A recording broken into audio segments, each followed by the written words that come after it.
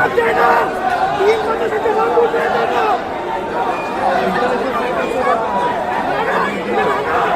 Exactly ऐसे ही हालात हैं एयरपोर्ट्स के ऊपर because of the mismanagement of Indigo. Know the problem is कि आप जा रहे हो एयरपोर्ट पे, आपको पता भी नहीं है, आपको नोटिफिकेशन आया कि आपकी फ्लाइट 1 घंटे डिलेड है, आप पहुंच रहे हो 1 घंटे बाद और आपको पता चल रहा है कि आपकी फ्लाइट 12 घंटे डिलेड, फिर 18 घंटे डिलेड है, फिर 24 घंटे डिलेड है, फिर 2 दिन डिलेड है और फिर कैंसिल्ड है। मैं खुद भोग करके बैठा हूँ। इस वीडियो में हम बात करेंगे इंडिगो फियास्को के बारे में और हम बात करेंगे इसका जिम्मेदार है कौन, इंडिगो, डीजीसीए या सरकार। कुछ नंबर्स और फैक्ट्स से बात करेंगे ताकि आपको भी क्लियर आइडिया लगे who to set the responsibility with. नमस्कार दोस्तों, पॉलिटिक्स का सीन चैनल पे आपका बहुत बहुत स्वागत है। मैं हूं आपका होस्ट शुभम। जितनी ये प्रॉब्लम दिख रही है ऑनलाइन, उससे ये 100 टाइम्स बड़ी है। इंडिगो ये जिम्मेदारी लेने को तैयार नहीं है, डीजीसीए जिम्मेदारी लेने को तैयार नहीं है। सारा जो ठीकरा है वो गवर्नमेंट पे फोड़ा जा रहा है। Now let's understand this. नए रूल्स आए थे, डीजीसीए ने नए रोस्टर, ड्यूटी, रेस्ट नॉर्म्स और इंप्लीमेंट किए थे under flight duty time limitations. अब ये ऐसा नहीं कि अचानक से 30 नवंबर को आ गया था, 1 दिसंबर से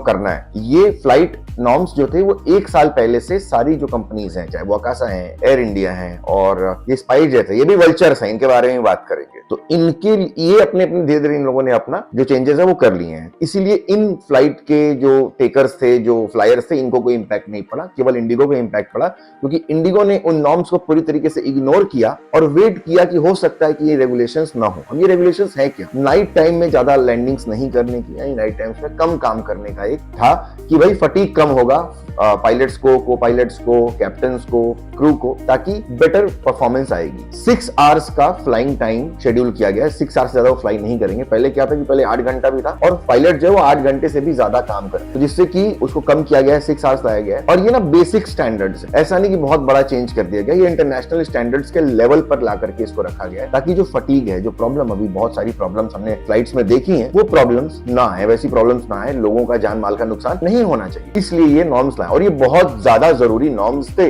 जो कि आने चाहिए थे। That was very very important. और ये बहुत इंप्लीमेंटेशन पहले से कहा जा रहा था करने के लिए, बट इंडिगो ने फुल तरीके से इग्नोर किया। बट अपेरेंटली इंडिगो ने प्लानिंग में गैप कर दी। बफर क्रू, केवल 4% का बफर क्रू है इनके पास। सीरियसली, आप इतनी बड़ी एयरलाइन हो, आपके पास 2200 से ज्यादा फ्लाइट्स हैं, डेली की डेली आप कम से कम 1500-1600 फ्लाइट्स करते हो और आप ये कर रहे हो 4% बफर। Very very bad. उसके बाद एक्स्ट्रा हायरिंग नहीं किया और according to some industry sources, जैसा कि मैंने आपको बताया, हिस्टोरिकली 4% बफर क्रू है, कम से कम यार 10%, 12% होना चाहिए। आप बहुत बड़े हो यार। सबसे बड़ी बात, प्रॉब्लम यह है कि इंडिगो की मोनोपोली होने की वजह से, yes it is a monopoly, 67% तक इनका मार्केट शेयर है। 60 to 67% तक का मार्केट शेयर है। कुछ लोग 63 बोल रहे हैं, कुछ 64, 65 बोल रहे हैं, कुछ रिपोर्ट 67 बोल रहे हैं। तो लेट्स अज्यूम 60 से 67% इनका मार्केट शेयर है, जो कि एक बहुत बड़ा मार्केट शेयर है। दूसरा मार्केट शेयर एयर इंडिया का है, जो कि 23%, 24% के आसपास। तो इट इज अ मोनोपोली। सबसे प्रॉब्लम यह है कि इंडिया में गवर्नमेंट ने एक मोनोपोली रखने की कोशिश की और इसका रिजल्ट क्या आया? Massive backlog. एयरलाइन जिसका बहुत बड़ा नेटवर्क है, जैसे इंडिगो, जिनकी ऑपरेशन में 2200-2300 फ्लाइट जो है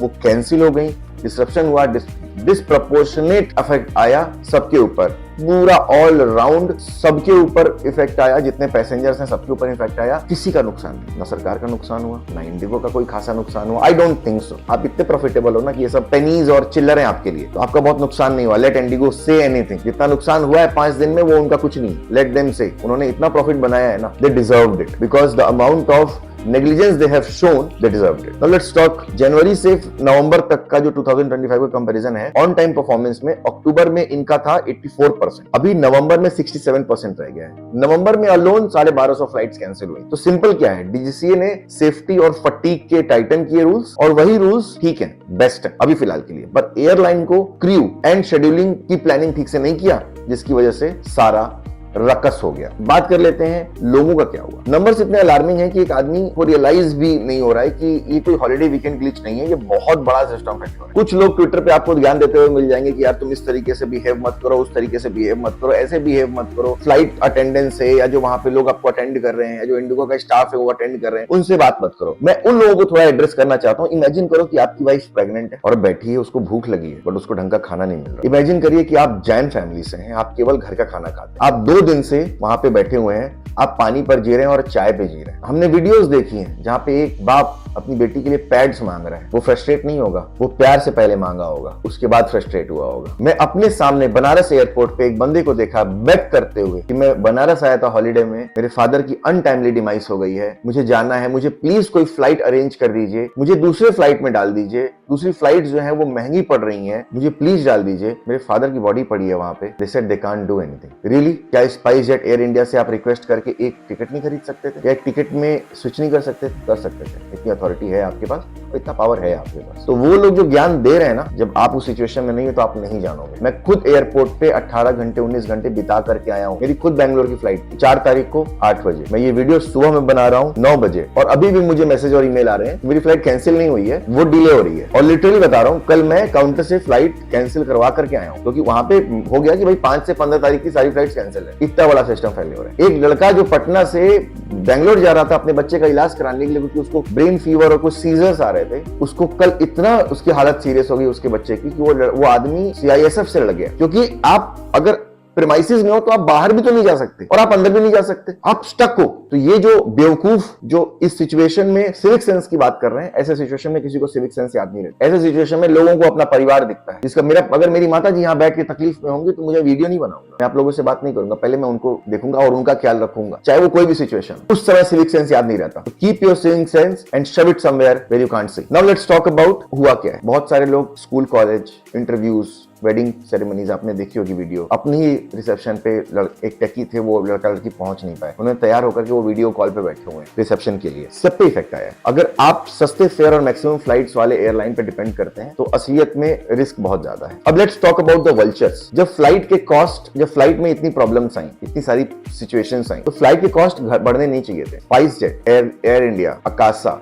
इनको हेल्प के लिए आना चाहिए था आगे। इस हेल्प के लिए आना चाहिए था कि भाई ऐसा है, फ्लाइट स्विच कर लेने चाहिए थे। वो इंडिगो से पैसे ले लेते। स्पाइस जेट, एयर इंडिया और अकासा को केवल इतना करना था कि उनको फ्लाइट स्विच करने थे और वो इंडिगो से पैसे लेने थे। प्रॉब्लम अभी ये है कि स्पाइस जेट, अकासा और एयर इंडिया की फ्लाइट्स आप देखोगे ना, 50,000, 34,000, मतलब जहां का कॉस्ट 10,000, 9,000, 8,000 है, इमीडिएट कॉस्ट, तत्काल कॉस्ट जहां पे 9, 10,000, 11,000 है, वहां की कॉस्ट 30,000, 40,000, 50,000 शो कर रहा है। जोक है क्या? एयर इंडिया, अकासा और स्पाइस जेट ने भी ना वल्चर्स का काम किया है यहाँ पे। तो कोई यहाँ पे पब्लिक के लिए बात नहीं कर रहा, कोई यहाँ पे उन आम आदमी के लिए बात नहीं कर रहा है जो दुबई जा रहा था या जो मस्कट जा रहा था, जिसका वीजा लगा हुआ था, जो अपनी जॉब करने जा रहा है, उसके लिए बात नहीं हो रही। बात केवल हुई है इंडिगो ने। इंडिगो ने क्या किया? इंडिगो ने गवर्नमेंट और DGCA के हाथ मरोड़े हैं और एग्जामिशन ले लिया ना फाइनली एग्जामिशन। ये प्रॉब्लम है। प्रॉब्लम ये है रूल्स नहीं मानना है। प्रॉब्लम ये है हर चीज को दरकिनार करके अपने हिसाब से काम करना है। और जब मोनोपोली होता है तो ऐसे ही होता है, जब कॉम्पिटिशन नहीं होता है तो ऐसे ही होता है। और इसीलिए मोर कंपटीशन की जरूरत है। अब इंडिया में इंटरनेशनल प्लेयर्स का आना बहुत जरूरी हो। एक सिंगल एयरलाइन जिसका नेटवर्क और लोड बहुत ज्यादा है, अगर टेनेबल नहीं है, पूरा एविएशन सिस्टम गिर सकता है। जब एक एयरलाइन के पास 65% या 60% से ज्यादा डोमेस्टिक मार्केट हैंडल कर रही है, तो कंटिजेंसी प्लान और रिडंडेंसी कितनी होनी चाहिए और क्या है, बहुत रेयर है। इंडस्ट्री एक्सपर्ट्स और रेगुलेटर्स खुद बोल रहे हैं कि इंडिगो ने टाइमली प्री ऑगमेंटेशन नहीं की और strictly lean staff policy follow. Regulatory changes, FDTL जरूरी है सेफ्टी के लिए यार, इसके साथ आप लापरवाही नहीं कर सकते। पर अगर एयरलाइंस प्रॉपर हायरिंग ही नहीं करेंगे, रोस्टरिंग ही नहीं करेंगे, तो रूल्स के साथ साथ सिस्टम रिस्क पे ही तो आएगा। ये कोई समझने को तैयार नहीं है। इंडिगो ने सॉरी बोला है, उस सॉरी का लोग क्या करें? पैसे बर्बाद, समय बर्बाद। मैं खुद 3 बार अपने घर आया हूँ, 3 बार वापस गया, बिकॉज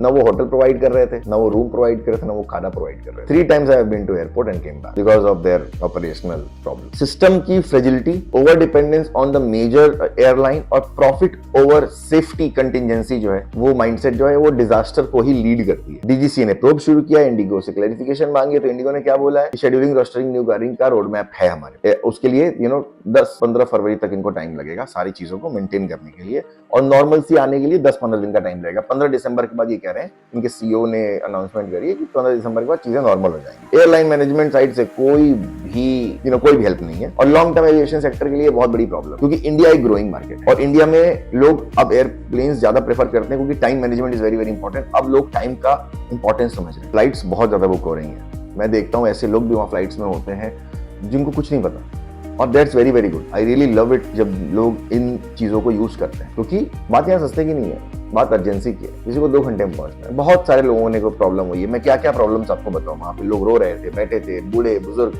बच्चे जमीन पे बैठे थे। बस स्टैंड होता है ना, लोकल बस स्टैंड, वैसी हालत, उससे भी बेकार हालत थी वहां। ये हालत था, और इस हालत को लोग कुछ ऑनलाइन पे मजाक उड़ा रहे हैं, कुछ ऑनलाइन पे लोगों ने बोला कि सिविक सेंस की नॉलेज दे रहे हैं, वो सब नहीं है। एक सिंगल एयरलाइन पे मेजॉरिटी बर्डन होता है तो यही होता है, और इंडिगो ने अपने ही पैर पे कुल्हाड़ी मारी है।